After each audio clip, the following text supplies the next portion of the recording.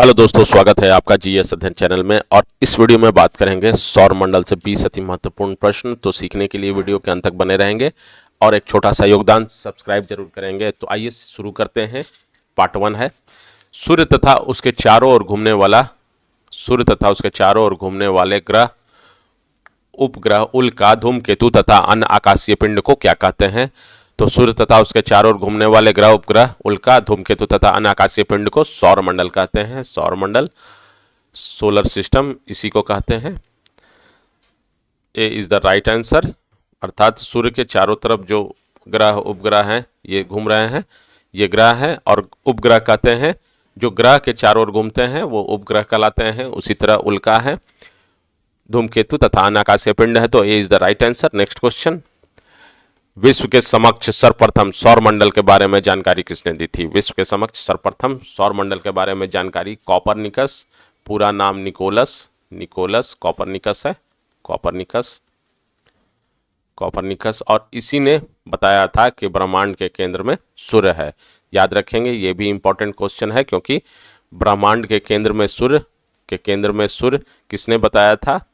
तो Nicolaus Copernicus ने। So A is the right answer. Next question, सौर मंडल में कुल कितने ग्रह हैं। सौर मंडल में कुल 8 ग्रह हैं। कौन कौन से ग्रह हैं ध्यान देंगे। पृथ्वी, मंगल, बुध, बृहस्पति, शुक्र, शनि, अरुण एवं वरुण, ये 8 ग्रह हैं। और इसको याद रखने का तरीका मैं आपको बता दूं, शायद आप लोगों को अच्छा लगे। मंगल से लेकर शनि तक सप्ताह के 5 दिन हैं। सप्ताह के 5 दिन याद रखेंगे, मंगल से शनि तक। और स्टार्ट पृथ्वी से करेंगे जहां पर आप रहते हैं। और अरुण और वरुण याद रखेंगे, अरुण एवं वरुण धवन, कुछ भी तरीका है। तो इस तरह से आप पूरा 8 ग्रह याद रख सकते हैं। उम्मीद है आपको अच्छा लगा होगा। तो C is the right answer. Next question, सूर्य का प्रकाशित भाग जो पृथ्वी से दिखाई देता है उसे क्या कहते हैं। सूर्य का प्रकाशित भाग जो पृथ्वी से दिखाई देता है उसे प्रकाश मंडल कहते हैं। क्या कहते हैं? प्रकाश मंडल कहते हैं। ध्यान देंगे, is the right answer. Next question, सूर्य ग्रहण के समय सूर्य का कौन सा भाग दिखाई देता है। सूर्य ग्रहण के समय अगर आपने देखा है तो उसका कौन सा भाग दिखाई देता है।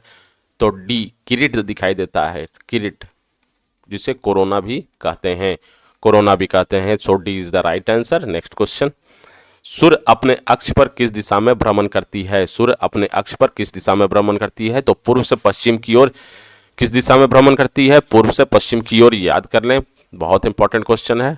नेक्स्ट, सूर्य से पृथ्वी तक प्रकाश पहुंचने में कितना समय लगता है। ध्यान देंगे, सूर्य से पृथ्वी तक प्रकाश पहुंचने में कितना समय लगता है। तो 8 मिनट 20 सेकेंड, किसी पुस्तक में आपको मिलेगा 8 मिनट 18 सेकेंड, किसी में आपको मिलेगा 16.6 सेकेंड। तो कहने का अर्थ यह है कि ये आपको इसी के लगभग में आंसर होगा, चाहे वो परीक्षा में प्रश्न आए तो आपका आंसर इसी के अप्रॉक्सीमेटली होगा। तो C is the right answer. Next question, सूर्य के सतह में स्थित काले धब्बे को क्या कहते हैं। सूर्य के सतह में स्थित काले धब्बे को सौर कलंक कहते हैं। क्या कहते हैं? सौर कलंक, जिसे सन स्पॉट भी कहा जाता है। सन स्पॉट, क्योंकि कभी कभी इंग्लिश में भी आपको परीक्षा में दिया रहता है, तो सन स्पॉट कहते हैं। So A is the right answer. Next question, सूर्य का तापमान किस यंत्र से मापा जाता है।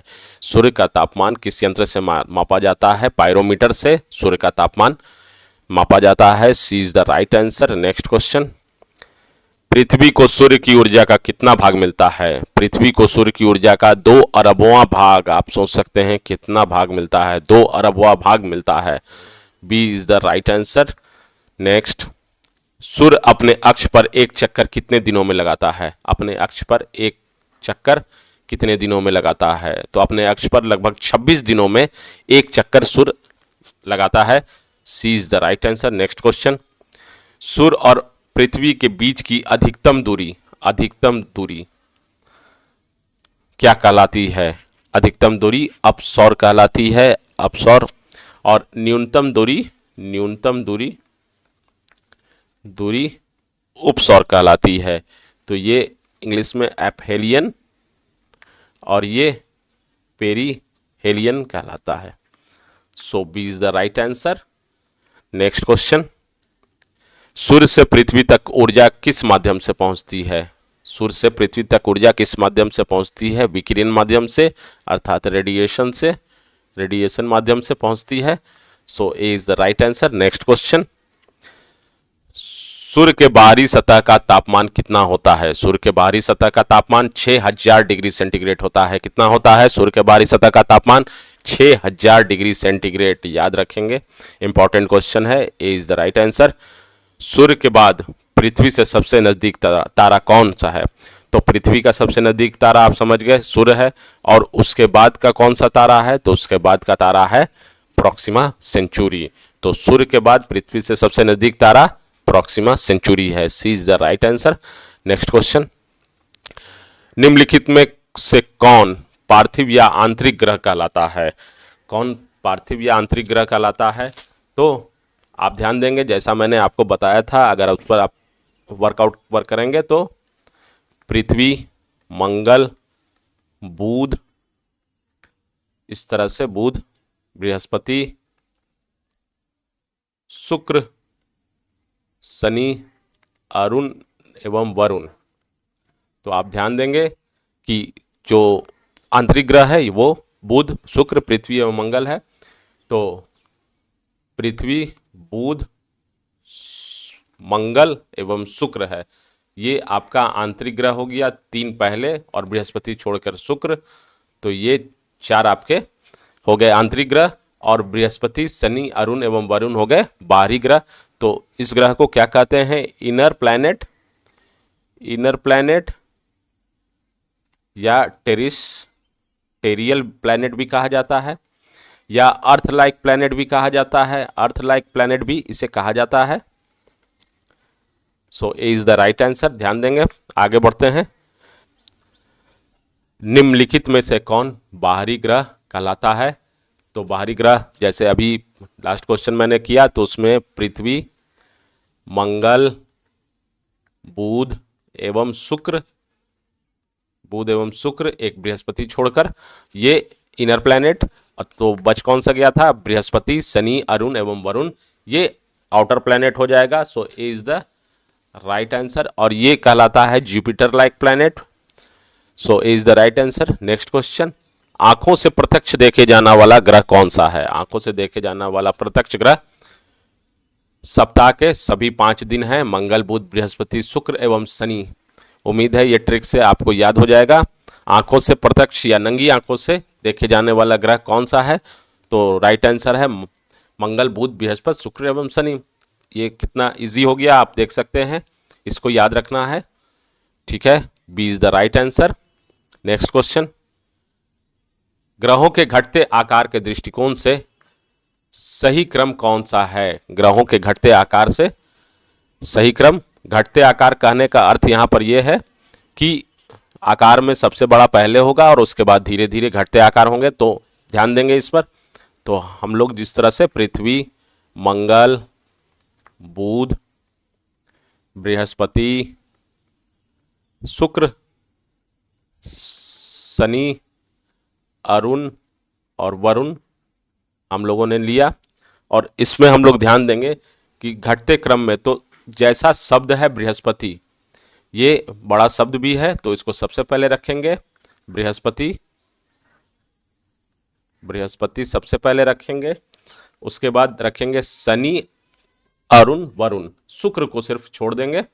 शनि, अरुण एवं वरुण, एक छोटा सा ट्रिक आप लोगों के लिए। उसके बाद आएंगे पृथ्वी पर, पृथ्वी, और जो एक छुटा हुआ ग्रह है शुक्र, मंगल, बुध, ये हमारा राइट आंसर हो जाएगा। तो बृहस्पति, शनि, अरुण, वरुण, पृथ्वी, शुक्र, मंगल, बुध, इसको प्रैक्टिस करने पर आप इजीली इसे बना सकते हैं, बहुत ही इजी है। तो राइट आंसर है 19 का ए, बृहस्पति, शनि, अरुण, वरुण, पृथ्वी, और बृहस्पति के बाद जो शुक्र छूट गया था वो मंगल एवं बुध। मैंने पहले बता दिया आपको कि बृहस्पति, क्योंकि ये सबसे बड़ा शब्द भी है, तो इस तरह से आप ध्यान देंगे। और बुध सबसे छोटा ग्रह हो गया, अर्थात आकार में सबसे छोटा हो गया। तो प्रश्न इस तरह से पूछता है कि सबसे बड़ा ग्रह कौन सा है, सबसे छोटा ग्रह कौन सा है, तो आपका आंसर होगा सबसे छोटा ग्रह बुध और सबसे बड़ा ग्रह बृहस्पति। ग्रहों के सूर्य से दूरी के बढ़ते क्रम के दृष्टिकोण से निम्नलिखित सही क्रम कौन सा है? सही जवाब है ए, बुध, शुक्र, पृथ्वी, मंगल, बृहस्पति, शनि, अरुण एवं वरुण। तो इस पर भी आप उसी तरह से प्रैक्टिस कर सकते हैं लिख के, जिससे आपको इजी हो जाएगा। नेक्स्ट क्वेश्चन, सौरमंडल में मौजूदा पिंडों को कितने श्रेणियों में रखा गया है? सौरमंडल के मौजूदा पिंडों को 3 श्रेणियों में रखा गया है। एक परंपरागत ग्रह ये 8 ग्रह हो गए। दूसरा बौने ग्रह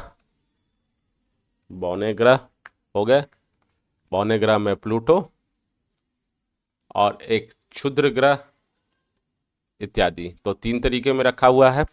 अगर आपको वीडियो पसंद पड़ा हो तो लाइक, सब्सक्राइब, शेयर जरूर करें। बेल आइकन बटन दबाएं, जिससे आने वाले वीडियो से आप अपडेट रहेंगे। धन्यवाद, मिलते हैं। ये पार्ट 1 था, पार्ट 2 में मिलते हैं। धन्यवाद, थैंक्स फॉर वॉचिंग।